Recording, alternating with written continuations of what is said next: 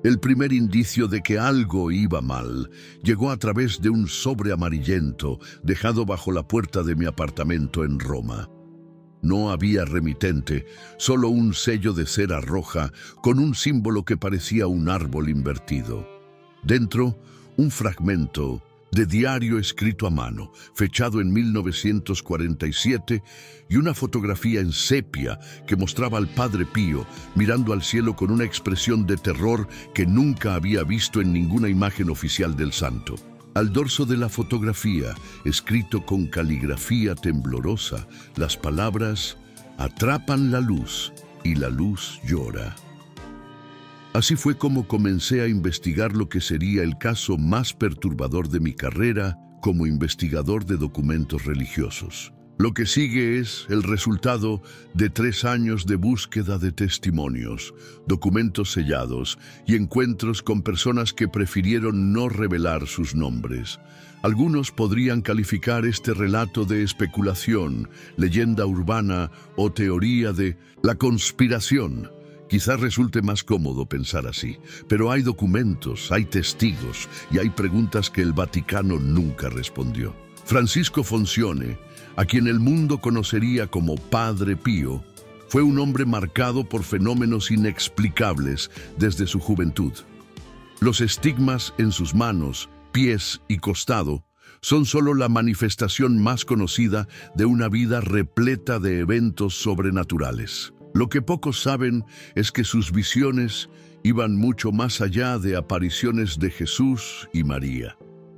En sus escritos privados, confiscados por el Vaticano tras su muerte en 1968, el Padre Pío mencionaba repetidamente criaturas de luz aprisionadas en recipientes de vidrio, llorando lágrimas que brillan como estrellas. Inicialmente se pensó que estas descripciones fueran metafóricas, referencias poéticas a algún concepto teológico. Así me lo explicó el padre Víctor Menozzi, de 94 años, cuando lo visité en el pequeño monasterio en las afueras de Turín. Menozzi conoció personalmente al Padre Pío en la década de 1950 y fue uno de los pocos clérigos autorizados a leer sus diarios sin editar. Era invierno de 1956, me contó Menozzi, con las manos arrugadas temblando al encender una vela, quizá para ahuyentar más que la oscuridad física. Pío estaba profundamente perturbado. Durante días se negó a comer o hablar. Cuando finalmente rompió el silencio, me habló de su convocación al Vaticano, a un nivel subterráneo que no constaba en ningún plano arquitectónico oficial. Según Menozzi, el Padre Pío describió salas similares a laboratorios, donde entidades luminosas estaban confinadas en cúpulas de vidrio especial, marcadas con símbolos que recordaban sellos enoquianos, un sistema de escritura mística atribuido a los ángeles y transcrito por el ocultista John Dee en el siglo XVI. El Padre Pío reconoció esos símbolos de sus propias visiones. Él me dijo, continuó Menozzi, bajando la voz a un susurro casi inaudible, que no eran demonios, como algunos clérigos afirmaban. Eran ángeles, o algo similar, capturados durante lo que él llamó la caída continua. Al parecer, algunos nunca dejaron de caer.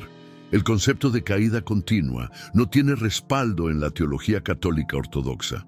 Tradicionalmente, la caída de los ángeles se retrata como un evento único, cuando Lucifer y sus seguidores fueron expulsados del cielo. Pero textos apócrifos como el libro de Enoc sugieren una cosmología más compleja, con múltiples clases de seres celestes y diferentes momentos de transgresión. Mi investigación me llevó a los archivos de la Universidad de Bolonia, donde hallé referencias a un grupo llamado Custodia de la Luz Descendente, aparentemente activo en el Vaticano desde al menos el siglo XV. Documentos fragmentados sugieren que este grupo era responsable de localizar, capturar y contener entidades que atraviesan el velo entre mundos. Un documento de 1721, firmado por el Papa Inocencio XIII, autorizaba el uso de vidrio santificado con sangre de 1900 mártires para la construcción de cámaras de contención para visitantes no invitados de las esferas superiores. Estos documentos coincidían con relatos extraños de obreros y guardias del Vaticano a lo largo de los siglos. Luces inexplicables, cánticos corales provenientes de salas vacías y ocasionalmente empleados encontrados en estado catatónico, murmurando sobre ojos que ven a través del tiempo. La mayoría de estos incidentes se explicaron como alucinaciones, histeria colectiva o intoxicación por gases de tumbas antiguas. Explicaciones convenientes.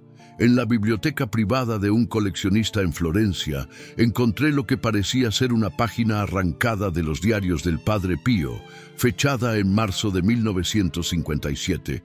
En ella, el fraile escribió: «El cardenal M me mostró hoy el tercer nivel. Estudian a los seres extrayendo algo de ellos. Vi tubos como los de los hospitales, pero el líquido que recolectaban brillaba como un fósforo en el mar por la noche.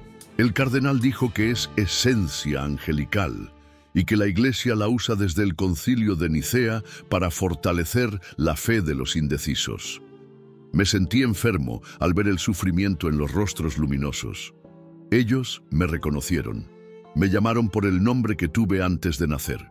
La mención al cardenal M probablemente se refiere al cardenal Alfredo Marazzini, figura controvertida dentro del Vaticano durante el pontificado de Pío XII.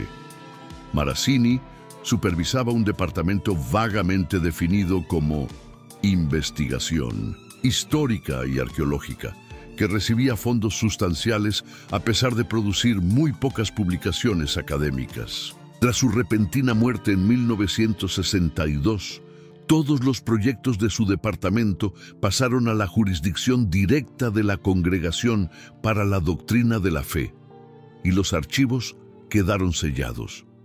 Sería negligente de mi parte no mencionar que mi interés en estos hallazgos me puso en situaciones cada vez más inquietantes. Correos electrónicos desaparecieron de mi servidor sin explicación. 2 veces encontré mi apartamento revuelto, aunque nada de valor faltaba. Solo mis apuntes sobre este caso. Recibí 3 llamadas telefónicas en las que solo se oía el sonido de vidrio frotándose contra vidrio, seguido de un susurro en una lengua que no pude identificar. Quizá usted, que sigue estos relatos extraordinarios, también haya notado interferencias extrañas en su vida, pequeñas sincronías, sueños vívidos con seres luminosos, sensación de ser observado. Si es así, sepa que no está solo. Miles de personas informan experiencias similares tras el contacto con esta información. Para continuar recibiendo investigaciones sobre secretos ocultos, no olvide suscribirse al canal. Hay fuerzas que prefieren que estas verdades permanezcan en las sombras, pero creo firmemente que el conocimiento, por perturbador que sea, es preferible a la ignorancia confortable. En 2017 conocí a Elena Vázquez, ex empleada del equipo de limpieza del Vaticano, quien trabajó allí entre 1999 y 2008.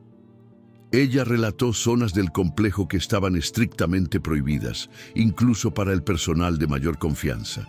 Había un pasillo en el tercer subsuelo, junto a los archivos secretos, me contó Elena, mirando constantemente por encima del hombro durante nuestra conversación en un café-bar ruidoso en Nápoles. Nadie podía entrar sin autorización especial. Pero una vez, durante un apagón en 2003, las puertas de seguridad fallaron y se abrieron por unos minutos. Yo estaba haciendo la limpieza nocturna en ese sector cuando vi.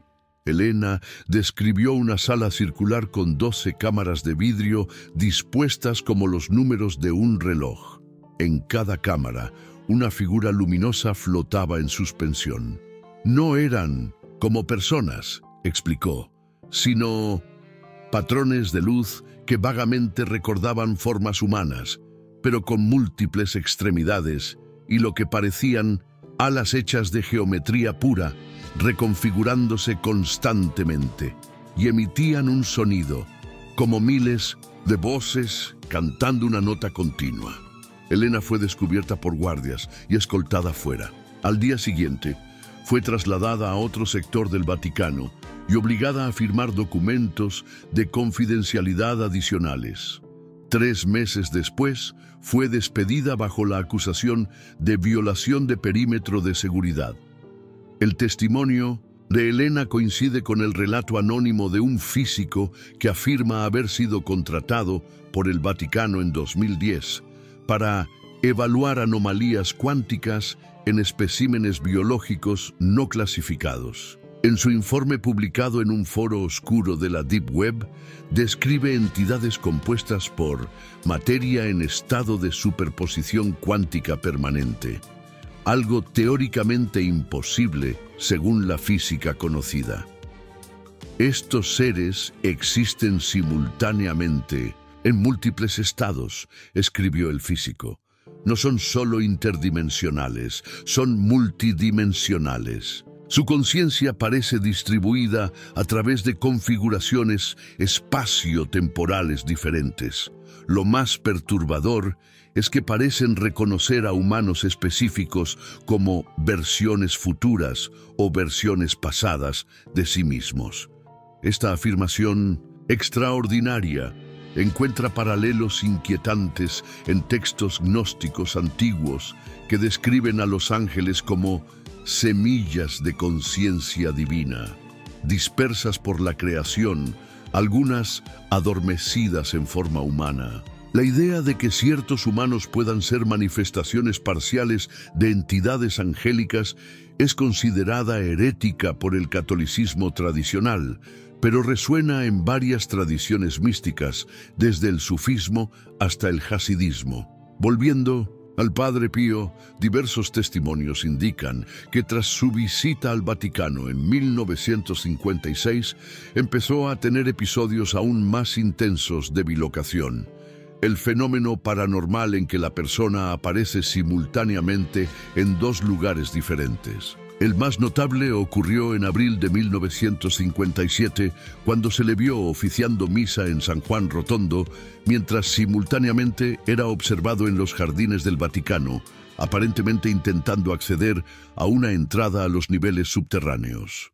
El cardenal Ottaviani, entonces jefe del Santo Oficio, precursor de la Congregación para la Doctrina de la Fe, supuestamente ordenó que el Padre Pío fuera mantenido bajo estricta vigilancia tras este incidente.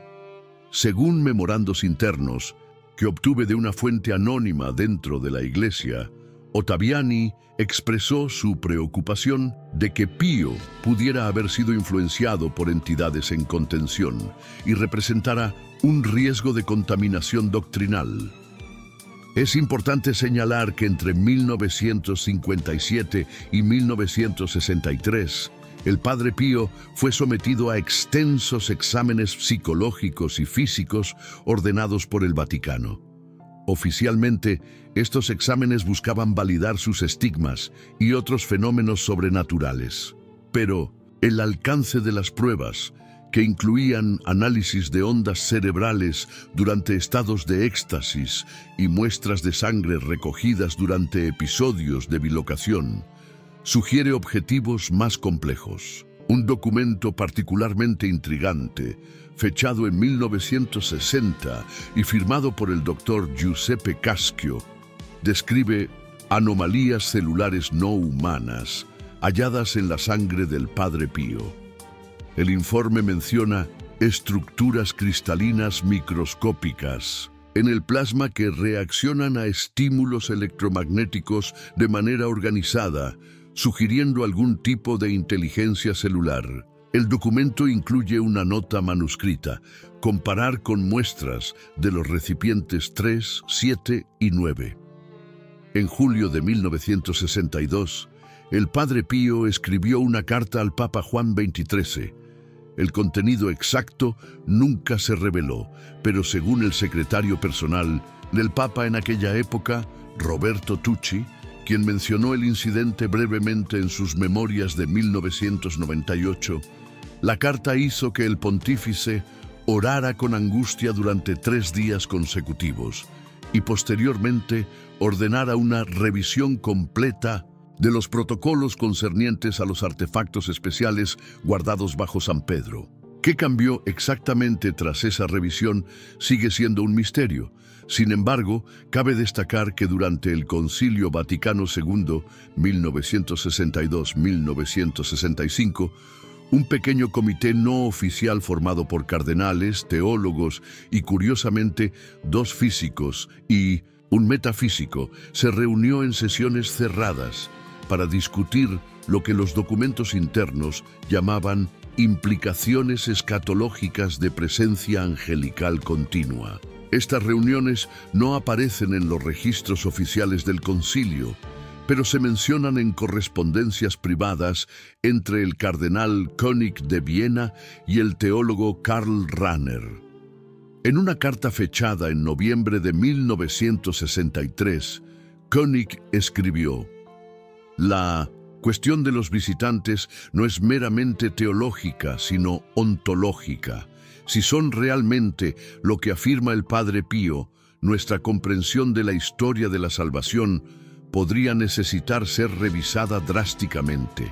Otro aspecto perturbador de esta investigación involucra los registros médicos del Padre Pío cerca del final de su vida. En sus últimos años sufrió condiciones inexplicables, episodios de luz emanando de su piel durante el sueño, periodos de pérdida de masa corporal sin explicación médica, perdiendo hasta 20 kilos en una semana solo para recuperarlos días después.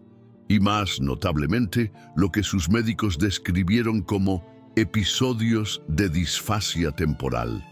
Momentos en que hablaba como si estuviera en diferentes períodos históricos, describiendo con precisión detalles de eventos futuros y pasados. El doctor Antonio Massa, quien atendió al Padre Pío en los últimos meses de su vida, dejó un diario clínico detallado que se mantuvo en archivo privado hasta 2010. En él, Massa registra una conversación particularmente perturbadora en la que el Padre Pío, durante uno de estos episodios, habló sobre acontecimientos que ocurrirían décadas después de su muerte, incluyendo detalles específicos sobre tecnologías futuras y crisis globales. Aún más inquietante, habría alternado entre primera y tercera persona, a veces refiriéndose a sí mismo como nosotros, y usando términos en un idioma que Massa describió como similar al hebreo antiguo, pero con estructura gramatical imposible para lenguas humanas. Cuando se le preguntó sobre estas predicciones, tras volver a su estado normal, el Padre Pío aparentemente explicó: "No son predicciones, es memoria. El tiempo no es lineal para quienes están fuera de él. Yo veo porque ellos ven y ellos me ven ver". La semana anterior a su muerte, el Padre Pío entregó un sobre sellado a su confesor, el Padre Pellegrino Funicelli, con instrucciones de no abrirlo hasta 50 años después de su fallecimiento. El 23 de septiembre de 2018, exactamente medio siglo tras la muerte de Pío, surgieron rumores de que el sobre se abrió en una ceremonia privada en el Vaticano.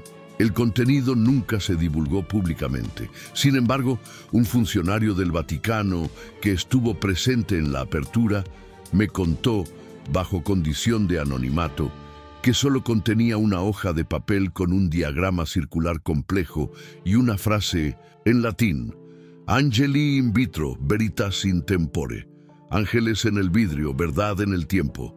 Esta investigación me llevó a otros descubrimientos perturbadores.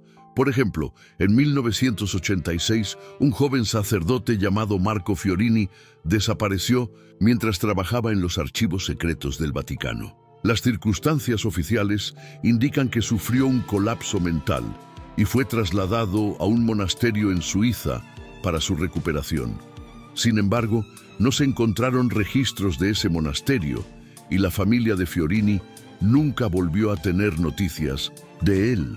Antes de su desaparición, Fiorini catalogaba documentos relacionados con la Primera Guerra Mundial, específicamente correspondencias entre el Vaticano y científicos alemanes involucrados en investigación no convencional. Un colega de Fiorini afirmó que encontró documentos que mencionaban experimentos realizados en 1917-1918 usando tecnología derivada de conocimiento angelical para crear armas basadas en manipulación etérica. Otro caso intrigante ocurrió en 2005, cuando un equipo de investigadores que utilizaba escáner de resonancia magnética para mapear túneles antiguos bajo la Basílica de San Pedro, detectó lo que describieron como anomalías de densidad en ciertas áreas. Los resultados mostraron cavidades que no correspondían a ninguna estructura conocida, algunas conteniendo lo que parecían ser campos electromagnéticos autosostenibles de origen indeterminado. El proyecto fue abruptamente cancelado y los datos recopilados fueron clasificados como confidenciales por el Vaticano. En 2012, el físico teórico italiano Sergio Bertolucci, entonces director de investigación del CERN, Organización Europea para la Investigación Nuclear, hizo una declaración enigmática sobre el gran colisionador de hadrones que llamó la atención de investigadores paranormales. Sugirió que el colisionador podría abrir puertas a dimensiones extras donde podrían existir seres y que algo podría venir aquí o podríamos enviar algo allá. Lo que pocos saben es que Bertolucci trabajó como consultor del Vaticano entre 2008 y 2010 en un proyecto no divulgado.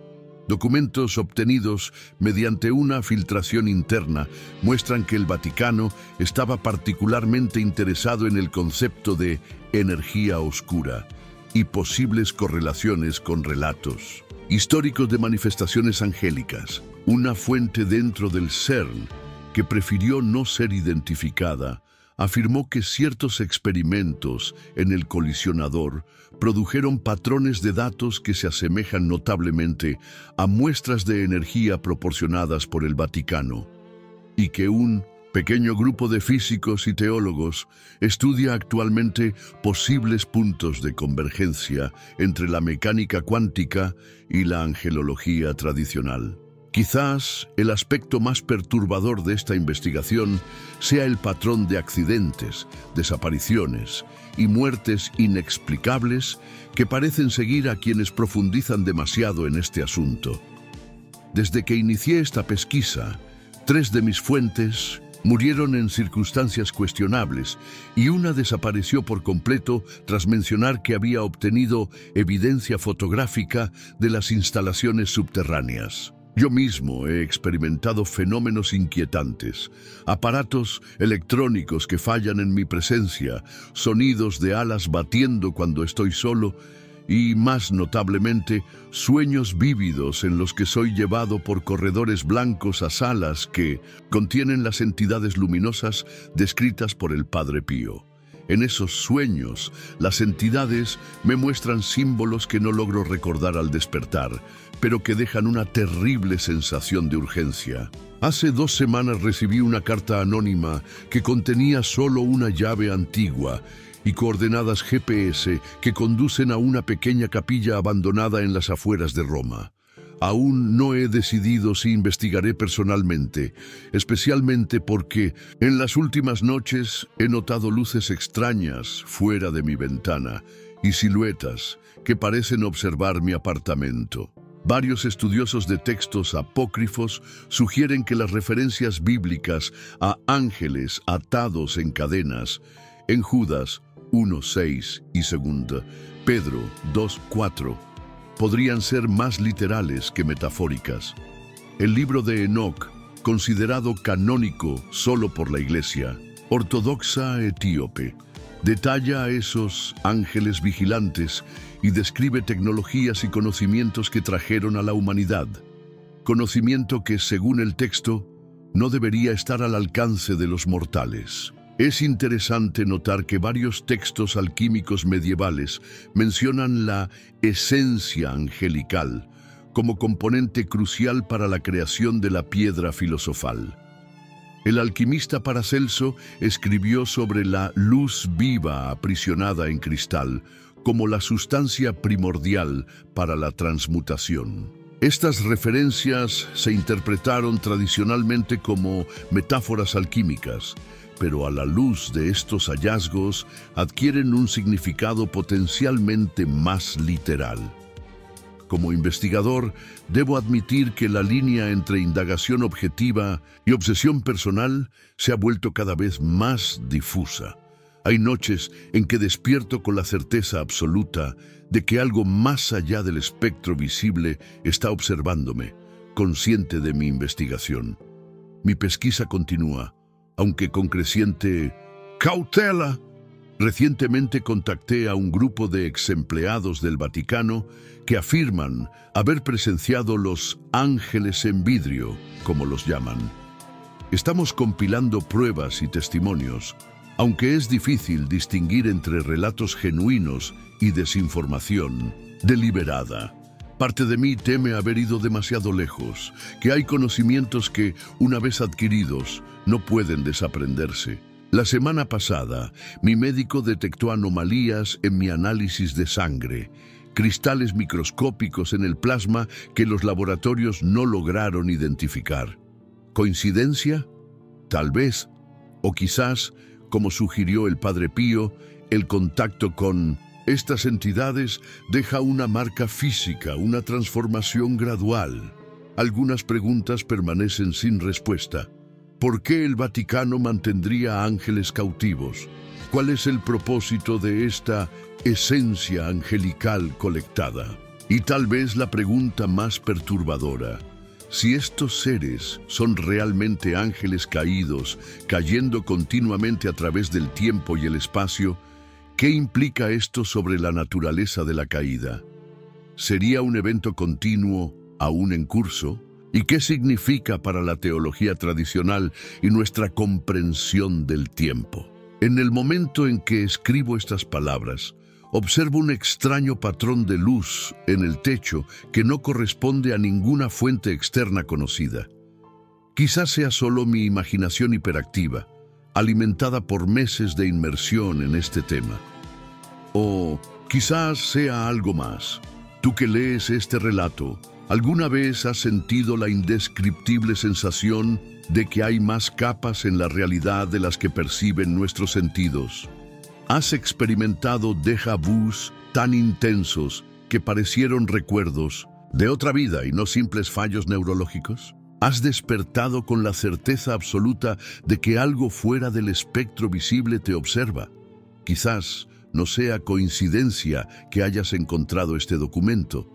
Tal vez, como sugirió el Padre Pío en sus escritos finales, existan líneas invisibles conectando a quienes necesitan saber.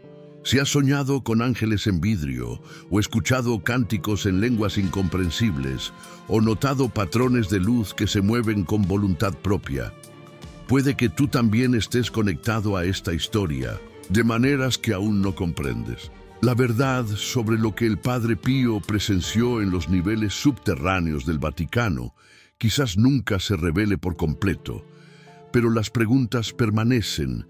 ¿Qué ocurre cuando capturamos fragmentos de lo divino? ¿Qué precio pagamos por el conocimiento prohibido? Y si los ángeles siguen cayendo, ¿quién o qué causa su caída?